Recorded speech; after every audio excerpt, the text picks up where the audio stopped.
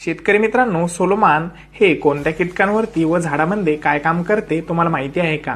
तर चला मित्रांनो, आज आपण जाणून घेऊया. हे 2 घटकांपासून बनलेले एक कीटकनाशक आहे. याच्यामध्ये इमिडाक्लोप्राइड व बीटा सायक्लोथ्रिन हे 2 घटक आपल्याला पाहायला मिळतात. हे रस शोषणाऱ्या किडींमध्ये मावा असेल, तुडतुडे असेल, पांढरी माशी असेल, थ्रिप्स यावरती चांगल्या पद्धतीत काम करते व चावणाऱ्या किडींमध्ये फळ पोखरणारी आळई असेल, खोड पोखरणारी आळई असेल, पाने खाणारी आळई असेल, याच्यावरती हे चांगल्या पद्धतीत काम करते.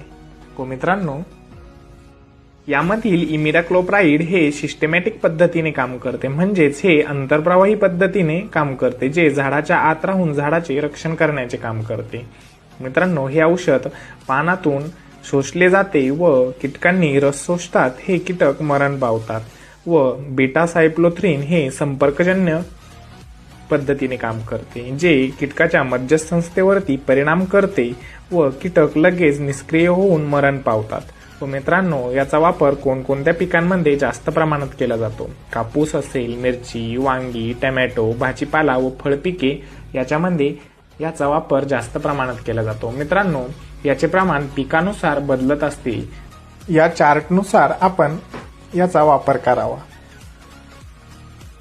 नमस्कार मित्रांनो, माहिती आवडली असतात आपल्या चॅनलला लाईक, सबस्क्राईब, फॉलो करा. धन्यवाद.